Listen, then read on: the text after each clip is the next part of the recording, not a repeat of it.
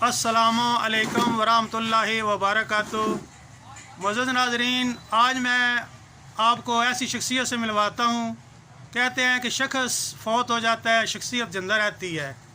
تو میرے ساتھ آج ایسی شخصیت موجود ہیں جنہوں نے ضلع جہلم تحصیل پنڈ دانل خان کی نمائندگی کرتے ہوئے پننوال سے تنزانیہ کے لیے تبلیغی جماعت میں حصہ لیا، اور وہ جماعت 25 اپریل سے 25 نومبر تک پاکستان سے باہر رہی۔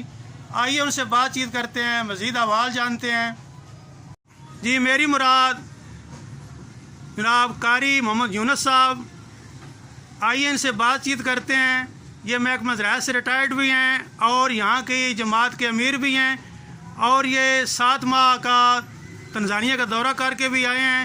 آئیے سوال سے بات چیت کرتے ہیں۔ السلام علیکم سر۔ وعلیکم السلام ورحمۃ اللہ وبرکاتہ۔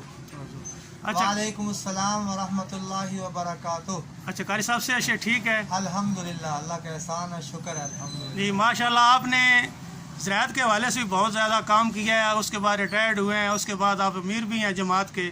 تو آپ نے ایک پننوال کی حیثیت سے پننوال کی نمائندگی کرتے ہوئے، تحصیل پنڈ دانل خان کی نمائندگی کرتے ہوئے، ضلع جہلم کی نمائندگی کرتے ہوئے، پاکستان کی نمائندگی کرتے ہوئے تنزانیہ کا تبلیغی دورہ کیا۔ ماشاء اللہ، مبارک ہو، بہت بہت مبارک مستحق ہیں آپ۔ خیر مبارک جی۔ اچھا، اس حوالے سے آپ بتائیں گے کہ پاکستان میں جو جماعتیں تبلیغ کی نکلتی ہیں یا بیرون ملک نکلتی ہیں، کیا ہمیں پاکستان سے زیادہ بیرون ملک جانا چاہیے یا پاکستان میں بھی ٹھیک ہے کام کرنا چاہیے؟ وہاں پہ جا کے زبان کا مسئلہ آتا ہے، کھانے پینے کا مسئلہ آتا ہے، رہائش کا مسئلہ آتا ہے، وہاں کی حکومت کا مسئلہ آتا ہے۔ وہاں تقریباً 40 سے 50% آبادی مسلمانوں کی ہوتی ہے، 60 سے 70% دوسرے ممالک کی ہوتی ہے، دوسری مذہبوں کی ہوتی ہے۔ وہاں جا کے تبلیغ کرنا تھوڑا مشکل ہو جاتا ہے۔ تو اس حوالے سے آپ کیا کہیں گے کہ جن لوگوں کے پاس اللہ تعالیٰ نے دیا ہوا ہے ان کو بیرون ملک جا کر تبلیغ کرنی چاہیے، یا ان ممالک میں جو اسلامی نظریہ ہے وہ پاکستان کی نسبت کم ہے، وہ زیادہ علم نہیں رکھتے، ان کو تبلیغ کرنے کی ضرورت ہے؟ ماشاءاللہ جی، آپ نے بہت اچھا سوال کیا ہے۔ پہلی بات تو یہ ہے کہ یہ جو دعوت و تبلیغ کا کام ہے یہ کسی ایک فرقے کا کام نہیں ہے، یہ ہر مسلمان کلمہ پڑھنے والا جس نے لا الہ الا اللہ محمد رسول اللہ پڑھا ہے، یہ ہر مسلمان، چاہے وہ امیر ہے چاہے وہ غریب ہے، ہر مسلمان مرد و عورت کی ذمہ داری ہے اس مبارک محنت کو کرنا، کیونکہ یہ دو جہان کے سردار سرکار دو عالم صلی اللہ علیہ وسلم کا کام ہے، اور آپ صلی اللہ علیہ وسلم کے ختم نبوت کی وجہ سے اللہ تعالیٰ نے اس امت کو عطا فرمایا ہے، اور اللہ تعالیٰ نے قرآن پاک میں اس امت کی تعریف بیان کی ہے کہ تم بہترین امت ہو، تمہیں لوگوں کے نفع کے لیے بھیجا ہے کہ تم لوگوں کو بھلی باتوں کا حکم کرتے ہو اور بری باتوں سے منع کرتے ہو اور اللہ کی ذات پر ایمان رکھتے ہو۔ تو یہ یعنی ہر مسلم کا کام ہے، ہر مسلمان کو کرنا چاہیے۔ دوسرا سوال جو ہے کہ اپنے ملک میں زیادہ کام کرنا چاہیے یا باہر کام کرنا چاہیے، اب اس کے اندر یہ ہے کہ پہلے تو چونکہ ہر کام کو سیکھنا پڑتا ہے، دنیا کا کوئی ایسا کام نہیں ہے جو بغیر سیکھے آ جائے۔ تو تبلیغ کے کام کو بھی سیکھنے کے لیے پہلے اپنے ملک کے اندر وقت لگانا ضروری ہے۔ آدمی باہر تب ہی جا سکتا ہے کہ پہلے اپنے ملک کے اندر جو ہے اس مبارک محنت کے اندر 4 ماہ لگائے، اس کے بعد وہ بندہ بیرون ملک جا سکتا ہے۔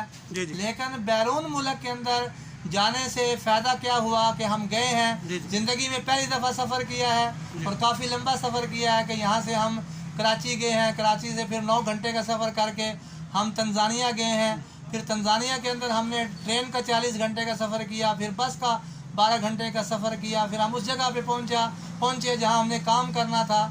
تو مقصد یہ ہے کہ جب وہاں گئے ہیں، وہاں کے مسلمانوں کی حالت دیکھی ہے تو ہمیں رونا آیا ہے کہ ہم بہت لیٹ اس ملک میں آئے ہیں، ہمیں تو پہلے آنا چاہیے تھا کہ یہاں مسلمان جو ہے وہ ایمانی لحاظ سے اتنے کمزور ہیں کہ انہیں اپنے دین کے بارے میں پتہ ہی نہیں ہے، بیچاروں کو نماز کو نہیں جانتے، قرآن کو نہیں جانتے، ان کی آنے والی نسلیں ان کی زندگی کے اندر قرآن نہیں ہے اور دین سے وہ بیچارے دور ہیں، تو ان تک پہنچنا بہت زیادہ ضروری ہے۔ جن کو اللہ نے ہمت دی ہے، توفیق دی ہے، سرمایہ دیا ہے، جی ان کی ذمہ داری ہے کہ وہ اس کام کو اپنے ملک میں پہلے سیکھیں اور جلد سے جلد ان ملکوں کے اندر جا کر ان ملکوں کے اندر محنت کریں تاکہ مسلمانوں کا ایمان بچے اور مسلمان ایمان پہ کھڑے ہوں، ان کو دیکھ کر جو کرسچین ہے، غیر مسلم ہے، وہ بھی اسلام کے اندر داخل ہوں۔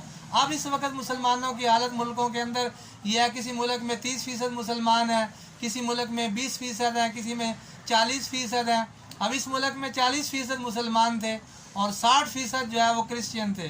کرسچین جو ہے اپنے مذہب میں بہت مضبوط ہیں. ہاں جی. اور وہ جو ہے پیسے کا لالچ دے کے, ہاں جی, وہ مکان کا لالچ دے کے, ہاں جی, کسی غریب کو پیسے دے کے وہ اس کو ایمان سے ہٹا دیتے ہیں. اور مسلمان کا ایمان اتنا کمزور ہے کہ وہ ایک چھوٹے سے کمرے کے پیچھے اپنا ایمان بیچ دیتا ہے. جی بہت بہت شکریہ سر. اللہ حافظ.